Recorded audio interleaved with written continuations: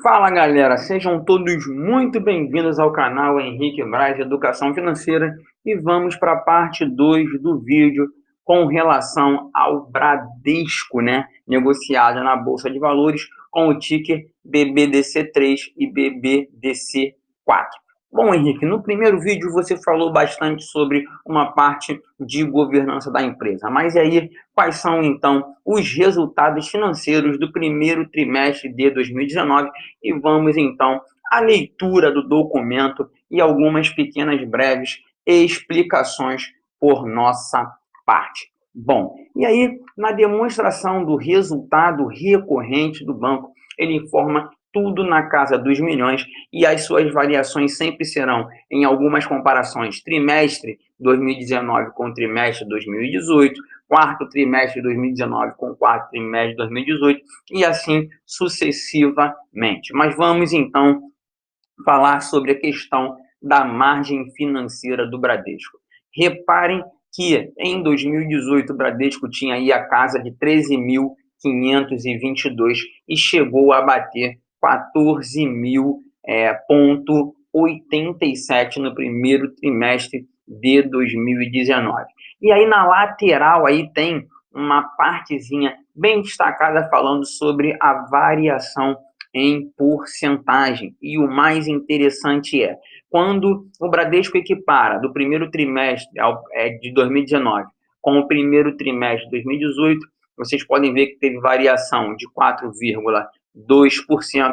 E aí, quando ele bota entre parênteses, é porque sempre teve uma variação negativa. Por exemplo, quando a gente equipara aí a questão do PDD, né, que é expandida do Bradesco, reparem que teve aí uma variação negativa de 8,4. Isso quer dizer que no primeiro trimestre de 2018 ele estava na casa de 3.935 e no primeiro trimestre de 2019 ele bateu 3.604. Em consequência disso tudo, o resultado bruto da intermediação financeira do Bradesco teve sim uma evolução de 9,3 e isso é bastante relevante. E aí, então, vamos falar sobre a questão do lucro líquido recorrente do Bradesco, que estava na casa dos 5.102 e bateu aí no primeiro trimestre de 2019 6.238, uma variação positiva trimestre a trimestre de 22,3%, algo que a gente já falou aqui, e aí isso é bastante relevante,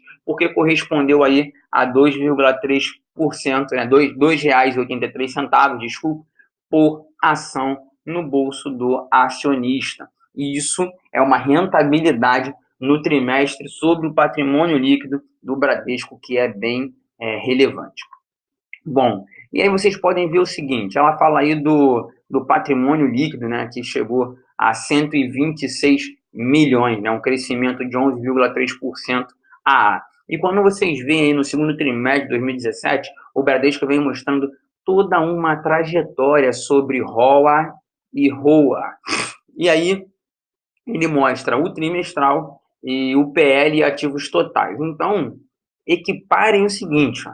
Quando você vê aí o segundo trimestre de 2017 na casa dos 18,1% e você vê ali o primeiro trimestre de 2019 na casa dos 20,5%, olhem a linha, ela está sempre crescendo, ela tem pequenas oscilações, né, de correção, mas ela continua sempre crescendo, o banco continua sempre crescendo e mostrando tudo isso aos seus acionistas. Bem como logo abaixo, você vê que ele saiu de 1,5%, batendo a casa do 1,8%. Em alguns momentos, ele se manteve ali linear, né, na casa do 1,5%, depois 1,6%, subiu para 1,7%, mas também está crescendo. E o mais saudável é que vá crescendo devagarinho mesmo, né?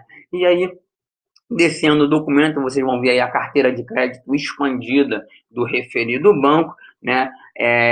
Logo em seguida, a originação de crédito por dia útil, né? Os recursos livres e direcionados tanto de pessoa física quanto de pessoa jurídica, que também teve, principalmente na pessoa física, uma variação bem positiva, mas já na pessoa jurídica teve aí uma quedinha, uma pequena queda quando equiparada ao quarto trimestre de 2018, com o primeiro trimestre de 2019, mas no total, né, teve um crescimento de 30,5%, também nos investimentos, né, na originação dos recursos de pessoas jurídicas.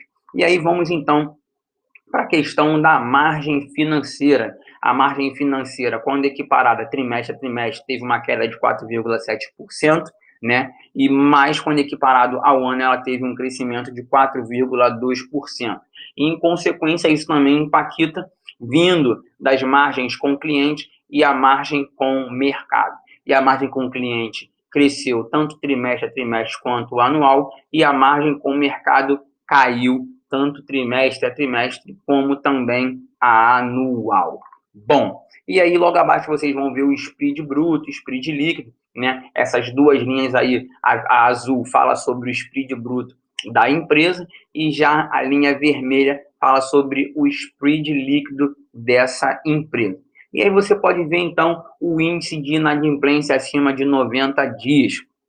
E o mais interessante é que ele divide sobre micro e pequenas empresas, né, micro, pequenas e médias empresas, pessoas físicas, né, o total e as grandes empresas. E aí você pode reparar o seguinte, que em todas essas linhas houve queda da inadimplência, seja de micro, pequenas e médias empresas, pessoas físicas, né, e grandes empresas. Todo mundo saindo ali uma porcentagem alta e vindo descendo cada vez mais. Em consequência, quando você tem um número maior de inadimplência, né, você gera mais lucro para dentro da empresa. Bom, e aí ele vai te mostrar sobre a provisão para devedores duvidosos. Isso é algo que a gente não tem que ficar muito aficionado, porque isso aí é mais balanço do banco, bem como as receitas de prestações de serviços, e ele mostra todo o gasto, né, do Bradesco com relação trimestre a trimestre, e também equiparando aí alguns trimestres divergentes de 2018 com o primeiro trimestre de 2019. Mas aqui sim você tem que focar que fala sobre as despesas operacionais do banco. E quando ele te mostra aí do primeiro trimestre de 2019 para a equiparação do primeiro trimestre de 2018, no total houve sim aí um crescimento com gastos na margem administrativa da empresa e também na margem total da empresa, que chegou a uma variação de 5,7%. Então, vocês reparem que, principalmente, os gastos com a questão de funcionários houve um crescimento, porém, as agências teve uma diminuição bem agradável, né? E aí, chegamos, então, no resultado das operações de seguros, previdência, capitalização. Então, ele vai te mostrar o resultado de vida e previdência, saúde, né? O de alto, o DPVAT, a questão de capitalização. Ele te mostra toda essa questão de lucro líquido, né, e patrimônio líquido dessa variação da parte do banco, beleza? E o seguro de previdência e capitalização, principalmente a parte de lucro líquido e índice de sinistralidade combinado, vocês podem reparar aí que houve um crescimento na margem do lucro líquido de 16% e, em consequência, o índice combinado saiu da casa de 86,6%, batendo 80,3%, bem como sinistralidade saiu da casa dos 76,6% e caiu para 68,5% no primeiro trimestre de 2019.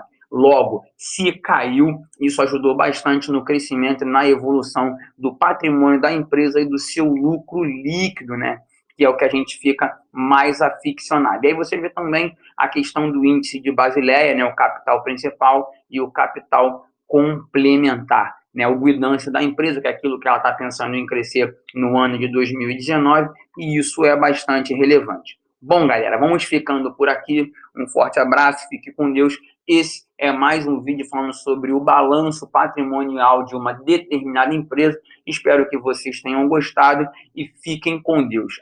Não esquece de se inscrever, ativar o sino das notificações e também de deixar aquele like maroto. Forte abraço, hein?